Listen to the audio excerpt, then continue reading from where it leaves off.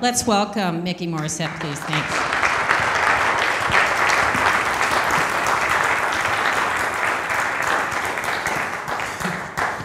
Thank you. Thank you for inviting me to speak here at Lake Harriet Spiritual Community. I do appreciate the opportunity to speak to such an openly conscious group. I was here a few months ago, and I talked about our lives as onions, that it's not about trying to get to the center of ourselves, but about adding to our layers from the place that we started. Membrane after membrane, moment by moment, evolving from our interconnection in this changing story we call life. At that time I said, the goal is not to find some kernel of essential in the center. We are not digging deeper into the core of the earth. Our sustainability is in the energy all around us. You to me, we to they. Our evolution is outward to our connections in the universal field. We are telling our story as individuals, as a collective, every day. And every day is different. Past, present, future. Our evolution is constantly changing. Even the stories we tell ourselves, about others, are changing every day. Today, I'd like to talk about how we interconnect. I'd like us to explore together how we become a stronger collective. And I'd like to ponder why the collective me is as important as the inner me. The theme here this month is about living intentionally. So I'd like to start the conversation by talking about the giant kingfish of South Africa. I was watching a documentary with my son recently and learned about this interesting ritual of a predatory giant kingfish in South Africa. These fish have canine teeth, and they can be as big as a man, 5 feet long, 100 pounds.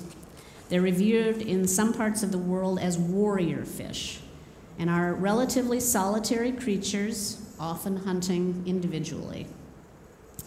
Yet off the ocean coast of South Africa, a collective of these kingfish gather each year and travel far inland along a relatively narrow river led upstream by the king of kingfish.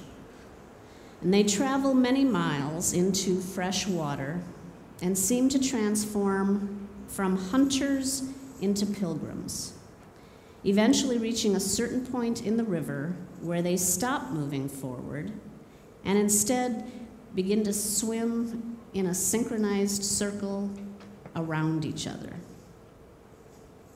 As David Attenborough explains in his narration, they are not there to spawn, and they are not there to hunt. In fact, no one understands what they are doing and why they are doing it. Within a few weeks, they retrace their journey back to the ocean. I don't know if the kingfish have considered the purpose of their ritual, whether they made some decision at a joint session in the ocean sometime to get out of their usual pattern of killing and take a whirling dervish-like retreat in a very different kind of flow.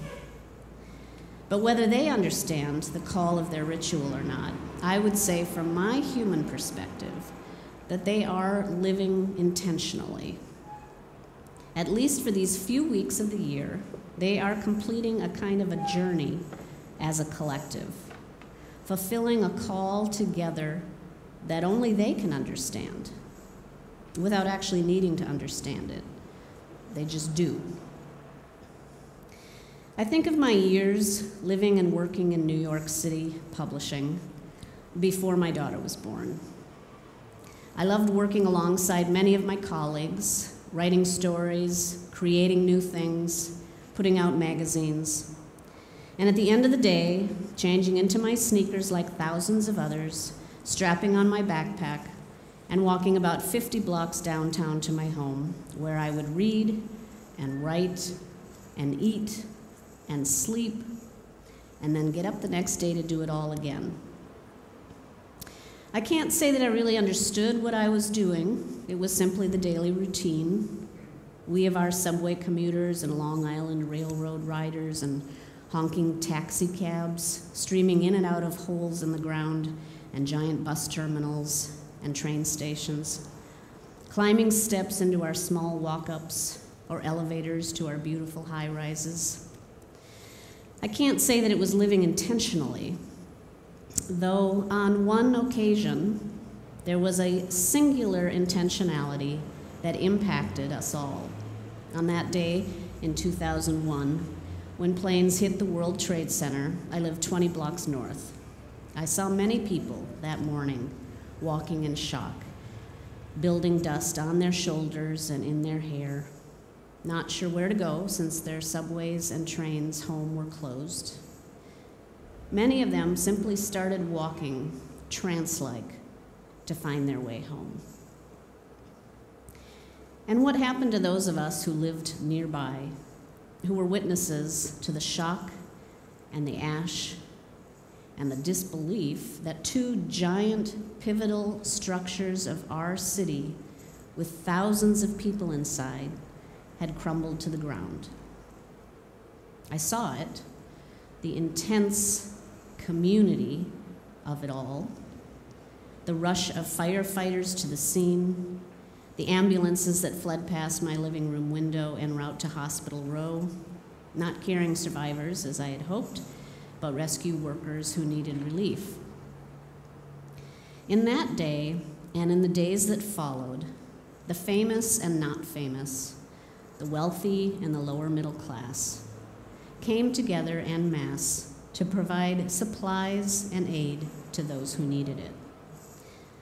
Our collective shock as survivors gave way to collective grief as we lay witness to those who taped pictures to available wall spaces and streetlight poles of their loved ones they were trying to find.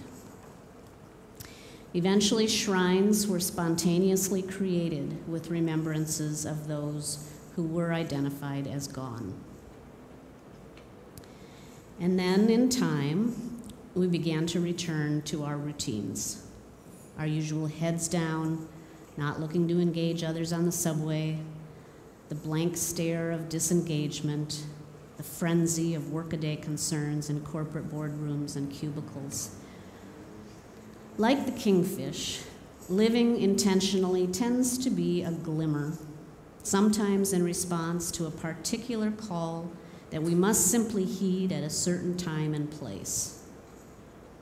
In the tragedy of 9/11, there was a kind of poetry to the motion of people set unchoreographed into a new pattern, one where instinct or trauma or even disorientation had unalterably changed the path of one life and ushered us collectively into something completely different.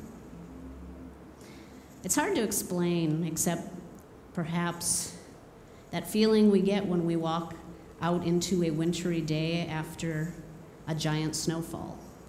And the streets are padded, and the sounds are muffled, and the trees are thick with white. And suddenly it feels like a new place for a time, a kind of parallel universe where things look somewhat familiar, yet aren't. There's a different color and texture and smell to everything. It was like that on 9/11 and the days that followed. I wonder if it's like that when the kingfish begin their migration. A trance that sets everything new. Like a clock wound backward, perhaps, ticking backwards. It has the same familiar sound of the tick and the tock, yet it's not moving the way you expect it will. I felt that kind of disorientation for a moment when I was newly arrived on a trip to Australia. Parrots flew around as readily as cardinals in my backyard. Kangaroos hopped alongside the road as easily as squirrels run here. And the drain in the sink, I washed my hands and noticed that the water swirled around the drain the opposite way. I never realized that I'd ever noticed the way the water goes down a drain here. It wasn't like driving on the other side of the road in Ireland. This was water going down a drain, and it was strange. It was immediately strange. Circling not clockwise, as I suddenly realized it did here, but counterclockwise. On the opposite end of the earth, where the Coriolis effect and gravity apparently work differently, water flows differently. What an odd little detail to notice all of a sudden. How many more little things like that are part of our day-to-day existence? What details don't we notice unless they're altered in some tiny but fantastic way? Henry David Thoreau. He's widely known as someone who decided to consciously focus on each normal task, each spark, each thought of each day for a longer period of time. Thoreau liked to take 4-hour walks, and he mindfully wanted to notice life as a string of moments, not a rush of propulsion. In a less well-known travelogue of his 3 trips to the Maine woods, he wrote of watching loggers and Indians and moose. He wrote of mountain peaks as the unfinished part of nature, and of drinking cedar beer and dining on salmon from a birch bark plate. As he wrote in Walden, published more than 160 years ago, most men, even in this comparatively free country, through mere ignorance and mistake, are so occupied with the factitious cares and superfluously coarse labors of life that its finer fruits cannot be plucked by them. Some of you, we all know, are poor, find it hard to live, are sometimes, as it were, gasping for breath. My sight has been whetted by experience, always on the limits, trying to get into business and trying to get out of debt. The mass of men lead lives of quiet desperation. When we consider what is the chief end of man and what are the true necessaries and means of life, it appears as if man had deliberately chosen the common mode of living because they preferred it to any other.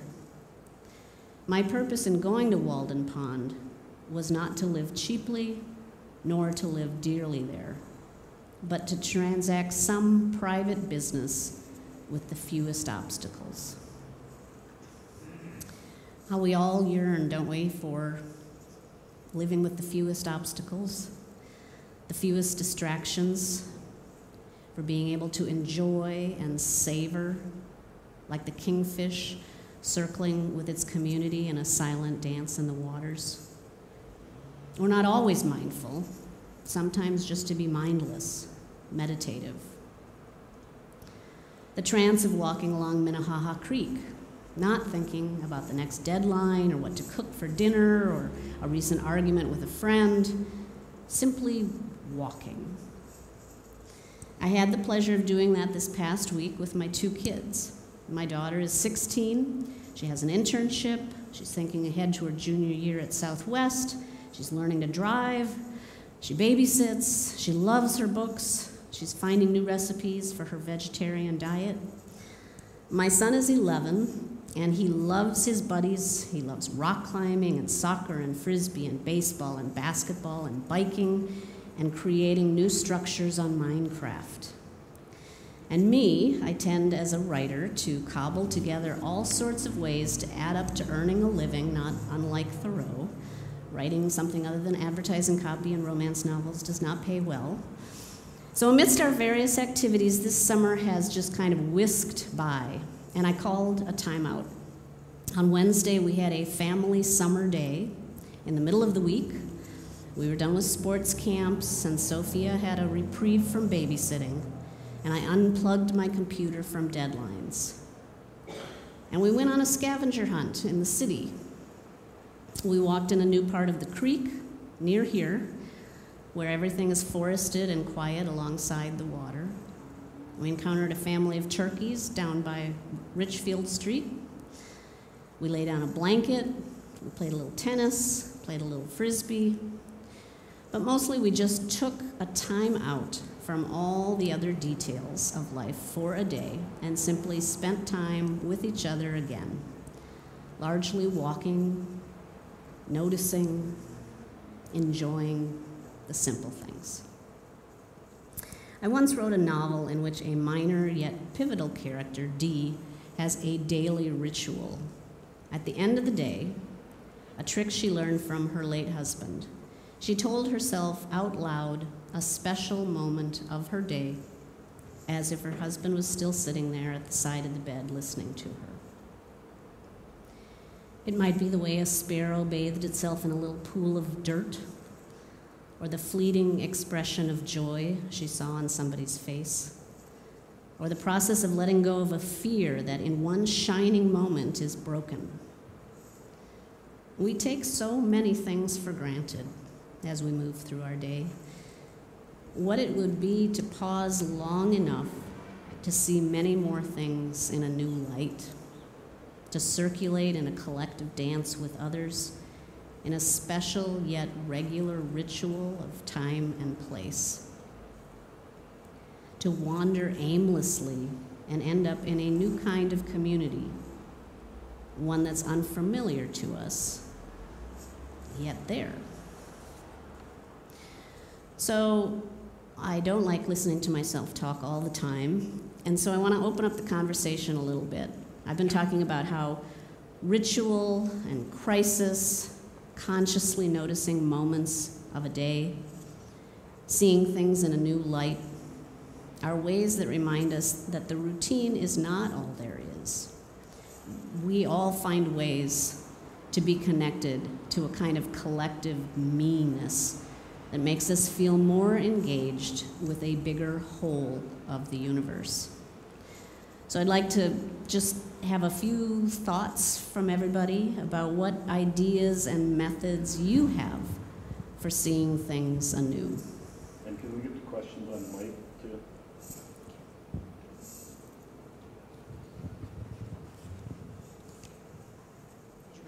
Because you're in now. You're it now. What? You did.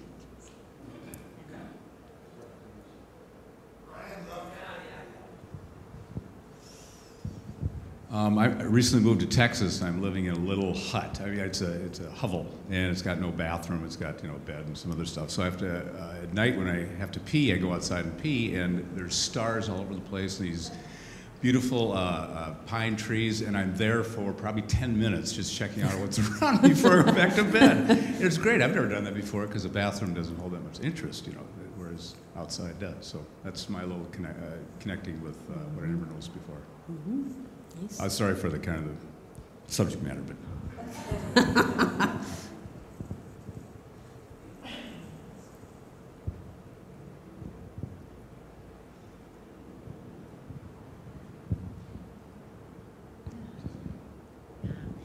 We have a cardinal family living in our backyard, and there was just such joy last week watching this baby bird sitting on the picnic table for like 2 hours, not willing to fly.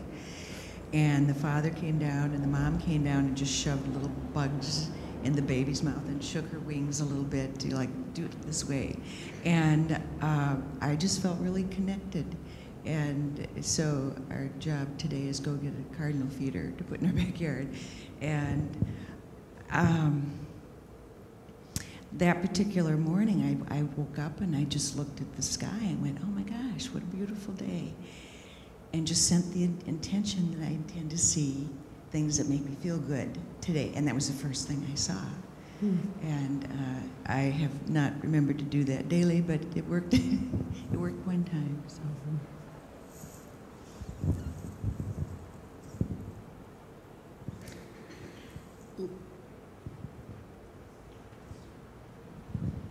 I take long bike rides in nature, and the whole time I have this overwhelming sense of gratitude and joy for the beauty, the blue sky, the sunshine, the trees, grass. For me, it's an incredible way to connect with everything in the world.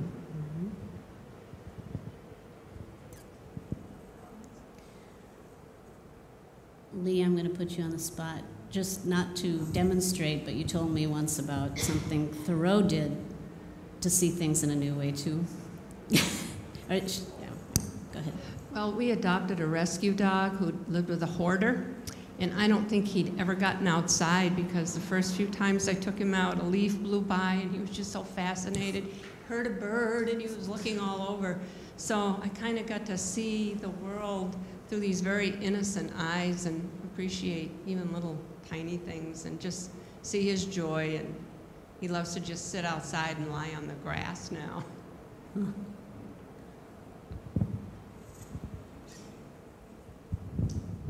Just an anecdote about Thoreau that Mikki mentioned, that he would go on these very long walks. And sometimes on his walks to try and get this sense of a renewed appreciation of the world or of the strangeness of the world, he would stop and literally put his head between his legs to look at the world upside down. And so that was one of his very simple but apparently effective methods of looking at the world in a new way and realizing it isn't, the way you're seeing it is not the way it has to be, or the way it is, it's just one perspective. I remember one time I was in a workshop, and the speaker was talking about collecting evidence, like what is our truth? And he said, so we decide something, or we have an intention, and then we collect evidence for it, and it becomes reality. And he goes, but it goes either way. And he said, so tonight, go home and collect evidence that your significant other is the laziest, inconsiderate person. And, it's amazing how you can collect evidence. And then the next day, everyone shared, and he goes, now go home, and your significant other, the intention, and you're collecting evidence for that this person is the most kind, loving. And it was amazing how that was also reality. And so I always remembered that. And so one of the things I do every day is I look for collecting evidence around amazing and beautiful things, and it's interesting how it shows up.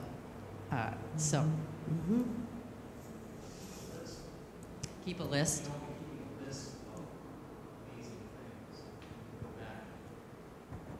Sorry, I was just saying that I was thinking that everybody should be keeping a list of amazing things, and just like a one-sentence description, and then you can have this list, this catalog to go back to look at when you need inspirational reminders, when things are looking depressing, to remember that there are miracles and amazing things, and you've experienced them already. You know they're real because you've had them.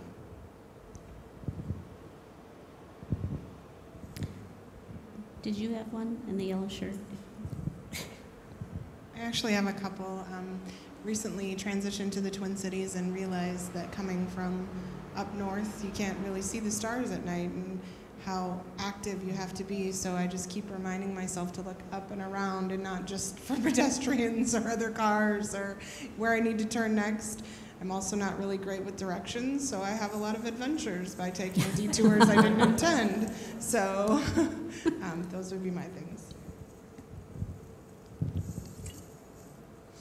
Okay. All right. Well, thank you all for sharing. Much has been made of Thoreau's love of solitude, but as he explained it, it was more of a lack of interest in the babble and the gossip of much of daily life that he sought to avoid. In fact, he wrote, I think I love society as much as most, and am ready enough to fasten myself like a bloodsucker to any full-blooded man that comes my way. As the founder of a new website, I have a few. Connected in the Deep is the one that I'm most close to. Can't make any money with, but MinneapolisGreen.com is another new venture of mine, which is about lifting up the best practices and stories of sustainable living here in Minneapolis. So through that, I've become acquainted with some wonderful stories and amazing things. Leslie in the Longfellow neighborhood introduced me to the transition town concept. I don't know if any of you have heard of that. But Transition Town is a movement that started in Europe as a way to re-emphasize community, building strength in local connections that sustain needs, everything from food shelves to cooperative work to social interaction. Transition Longfellow has been in place since 2011.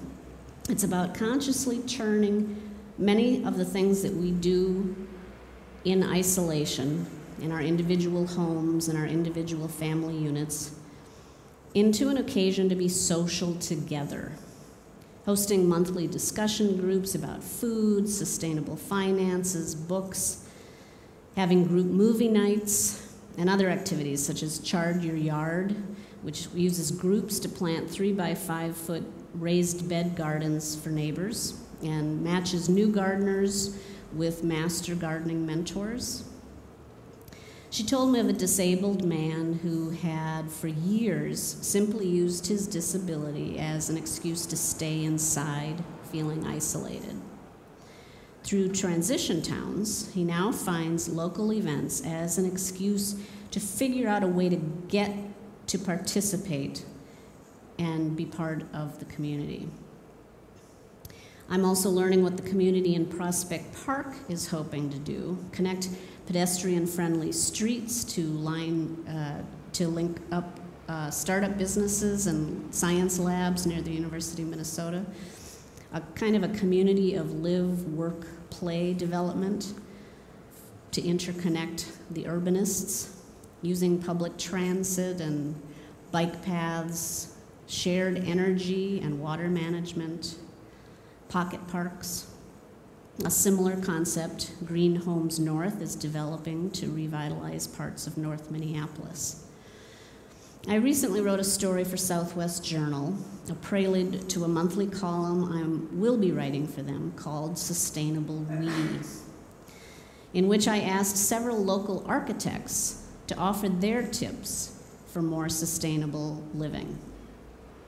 In light of the White House's unveiling of a stronger climate action plan, and in light of Mayor Hodges' recent visit to the Vatican to discuss climate change with mayors from around the world, I asked these architects, whose business it is to make homes more energy efficient, to create beautiful new spaces for clients, to offer me 5 tips for more sustainable living. And you know what one of the 5 tips was?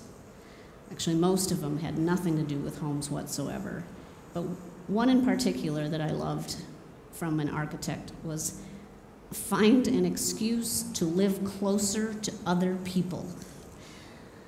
Our single-family homes, he told me, are energy hogs, take up entirely too much space to heat and cool and electrify.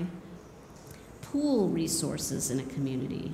Seek out multifamily housing options, walk, ride bikes, reduce the stress of driving, find the social in getting from one place to the next with stops along the way.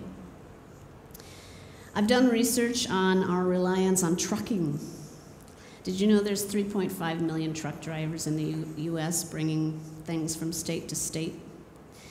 My kids and I have visited all 50 states. Well, my son still has 8 left to go, largely by road trips.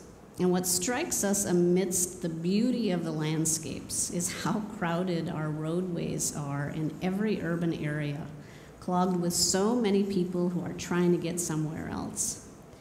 We rely entirely too much on transportation outside of our own community. We've grown used to having our individual homes for our individual family units and driving to mega grocery stores to find everything we need. Those reflect some of our values in general as a society. But I think a lot of us here recognize what actually makes an impact value-wise. Dan Buettner is a neighbor of mine who's made a career out of exploring what he calls blue zones, places around the world where people live longer than anywhere else. What is the secret to their longevity? He researched a bunch of places. In the tiny Greek island of Icaria, People live 8 years longer than Americans. They experience half the rate of heart disease and almost no dementia. One of the essential ingredients he found to their longevity seemed to be that most of them were surrounded by people they had been interconnecting with for more than 60 years. Social connections were very important. In Sardinia, which is a geographically isolated area, there are 10 times more people who live to 100 than in the US. Family and friends are a priority, as is laughter and multi-generational interaction. As Dan wrote, Sardinians still hunt, fish, and harvest their food. They keep close ties to friends and family throughout their lives, devoting plenty of time to laughter and wine. They move naturally, nap regularly, and get lots of antioxidants through herbal tea and a traditional Mediterranean diet. While good genes may explain some of their longevity, we found that lifestyle plays an even bigger role. More evidence that habits and environment, not just heredity, are the key to a long life. Like Thoreau, I myself am a fairly comfortable loner. I would rather be alone with my thoughts in the woods than in a social hall babbling and gossiping. But in this middle-age stage of my life, I am beginning to appreciate why the joyful bits of a life have as much to do with the conscious interactions I have in community with others as they do with my own private Idaho moments, as I like to call them. And even as I value the time to develop the inner me, to write what I need to, share time with those I love, make time to travel, and enjoy the peacefulness of the outdoors. Like the giant kingfish, like the community that came together at 9/11, like Dee in my novel, and Thoreau, and the peculiar details we are sometimes privileged to glimpse to shake us out of our routine. I am starting to recognize the value that comes from our social dance together. Why our collective me is as important as the inner me. It's because we are all interconnected. I believe in the views of Rupert Sheldrake, the biologist in the United Kingdom, whose extensive research leads him to believe that energy fields of social groups help coordinate the activities of individuals in them. In the absence of language, termites building a mound, fish swimming in schools, birds flying in flocks, herds fleeing from danger, wolves on hunting expeditions, are connected by social fields that permit forms of communication over and above the regular senses. Even humans have this talent for unspoken communication if we allow the space for it. Detectives, soldiers, athletes, loved ones, they all report an ability to sense intuitively without words. Obviously, the giant kingfish of South Africa follow this kind of cue. I believe despite our best efforts sometimes, we are missing a space in ourselves when we attempt to remain detached and apart from the field of energy we can get from each other. Although I agree, sometimes people drain our energy. But I also believe, as John Muir wrote in 1911, if we try to pick out anything by itself, we find it hitched to everything else in the universe. Like the kingfish, it's important that we suspend our jobs and tasks to come together to celebrate the simple joy of living.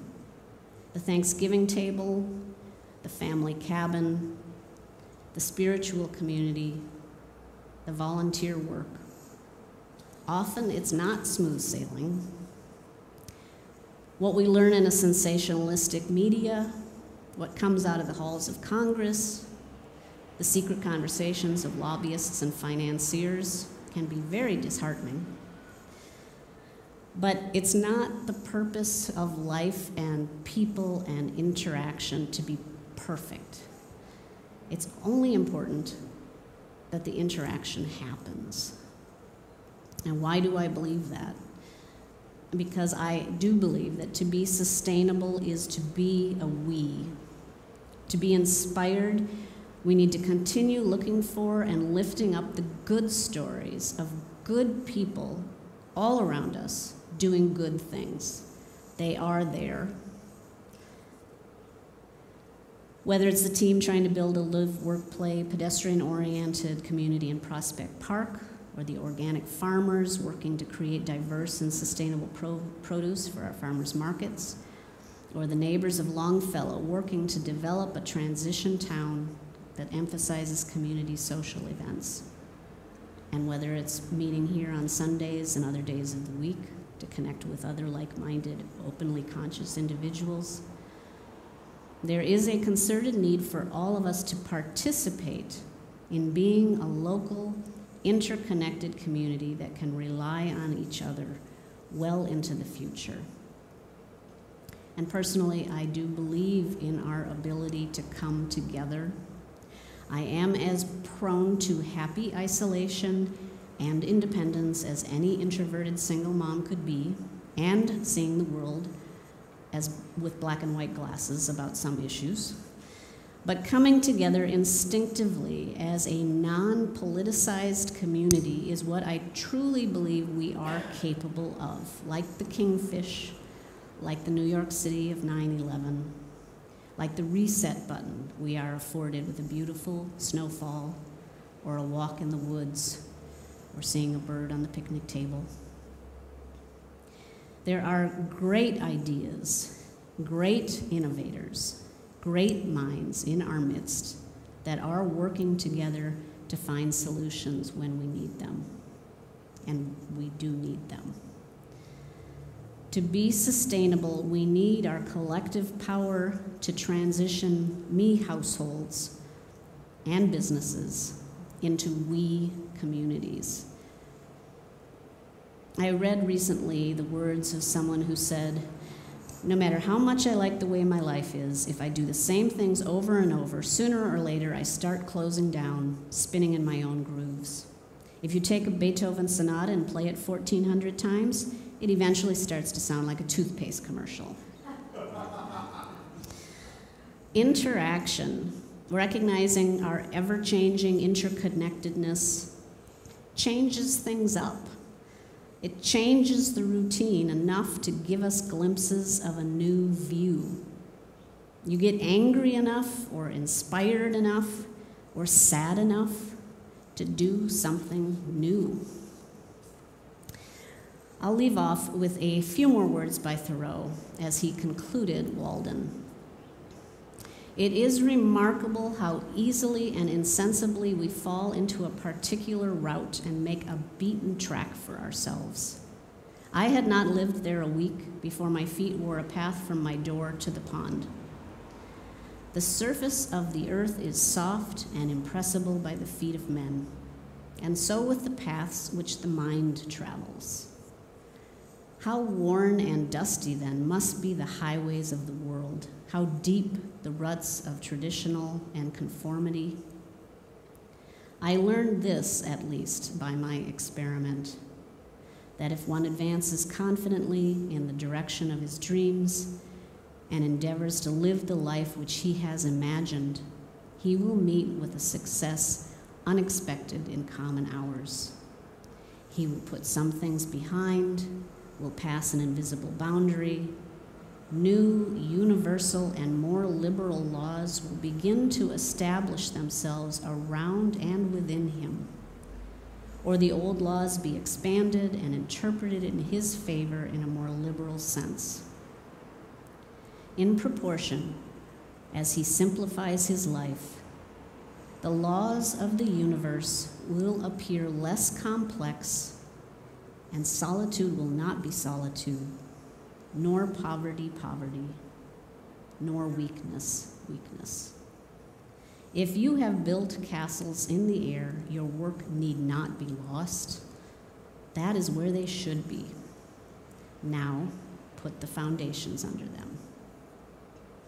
So, on that note, let's go and find ways to do things differently. Thank you.